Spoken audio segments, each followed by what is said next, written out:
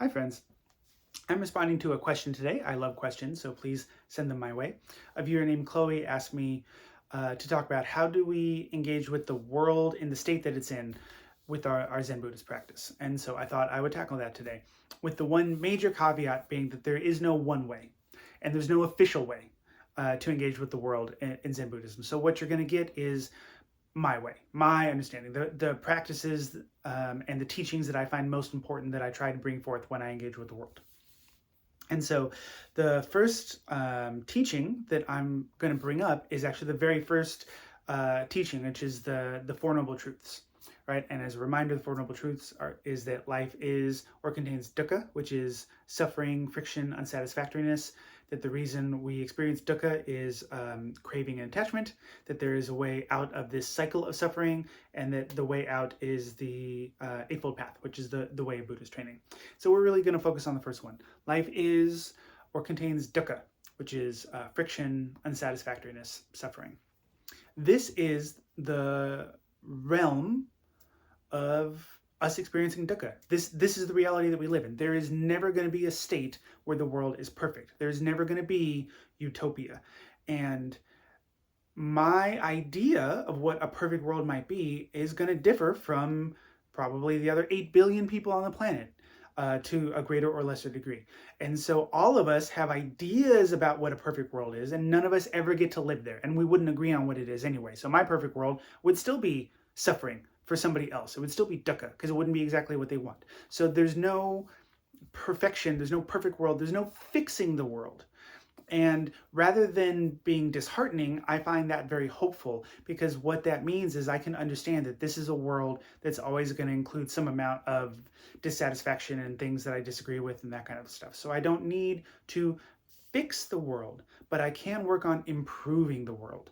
And this is really important because we do need to engage. Zen practice is not sitting somewhere by yourself and shutting out the world. That's not really possible anyway, but sometimes people think that that's what it is.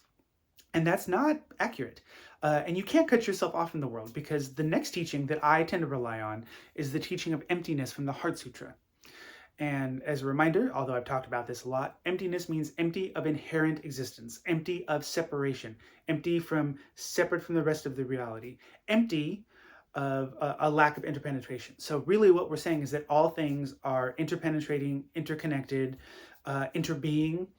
All things, you, me, the table, the phone, the roof on my house, are all aspects of the same reality. We are all functionings of the universe, and we are not separate. And so when I remember, when I can feel this lack of separation, that all of us are not only in this together, but all of us are reality together, this gives rise to compassion, because I realize that we are all functioning together. And the Heart Sutra talks about emptiness, and there's another sutra, another reading, I should say, that we chant quite a bit at the Zen Center. So I thought I would read a tiny little sliver of it for you. It's called the Heart Sutra. It's not called the Heart Sutra, it's called the Universal Gateway. The Heart Sutra is what I talked about before. So the Universal Gateway, this little chunk I'm going to read, and this is in the chant book from Ocean Gate, just says this: even if someone with harmful intent should push you into a fiery pit, by mindfully invoking compassion's power, the pit of fire will turn into a pool. So this is not saying you will never feel bad. And this is not saying that if you are compassionate, people who are mean to you will magically stop.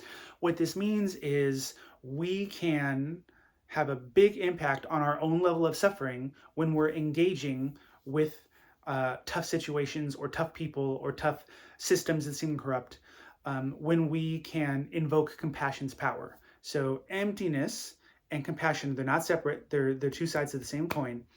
And for me, emptiness leads right into compassion. And so when I have a tough interaction with a coworker or a person in politics or a family member or anybody else that I disagree with, am I coming at them with rage and hate and compounding their suffering and mine? Or am I able to stand firm in what I think is correct and take the actions that I think are correct, but come forward with a state of equanimity and compassion? So it is not being passive. It's not, well, whatever. It's definitely not idiot compassion, as Trungpa Rinpoche would say, and having no boundaries and just getting run over. But how do we engage with the world with equanimity and compassion that arises from the recognition that we are all in this together. Whether you love or hate Trump or Macron or Biden or Trudeau or Elon Musk or anybody else, we are all aspects of the same reality. And so we definitely can and should work for the things we believe in, but do we do so from a place of hatred? Are we increasing the hatred and the anger in the world, or are we fighting for what we think is correct with equanimity and compassion? That doesn't mean no passion. It's compassion, passion together, feeling together. We're definitely involved. We definitely have our feelings, but how are we coming forth? This is really important.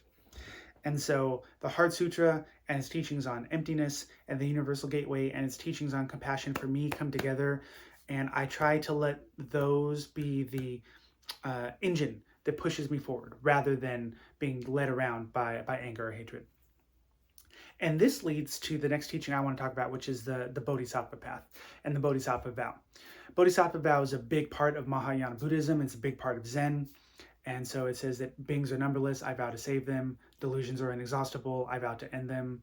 Dharma gates are boundless, I vow to enter them. Buddha's way is unsurpassable, I vow to become it. Some translations say attain it, but we say become it. And so beings are numberless, I vow to save them. Sometimes this is more and more being translated as beings are numberless, I vow to wake up with them or wake up for them. And again, this is the recognition that we are connected. So when we wake up, when we are able to move through the world with a little bit more equanimity and compassion, even as we march or protest or donate or fight against the things that we disagree with, we are waking up we are being compassionate with all beings. They're not separate. So a moment of compassion is a moment of compassion in and with and for the whole world. And that includes the people you don't agree with. Bodhisattva vow is not, I vow to wake up with the beings that I like or agree with. It's all beings. Can't get away from it. And so the Bodhisattva vow, I think it really points to the fact that we are all in this together. We are all this together. And so even as we disagree with people, if we can remember that we're all in this together, we can engage in the most positive way that we can. This is not to say that things don't get wacky sometimes. I mean, I think World War II is a really good example. Japan did some really, really horrific things in World War II.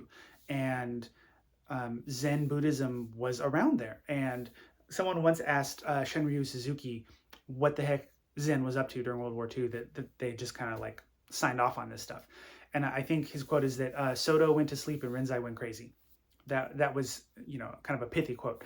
But essentially, Zen was co-opted, and Zen concepts were used to justify and to train Japanese warriors, and like the kamikaze pilots in particular, right?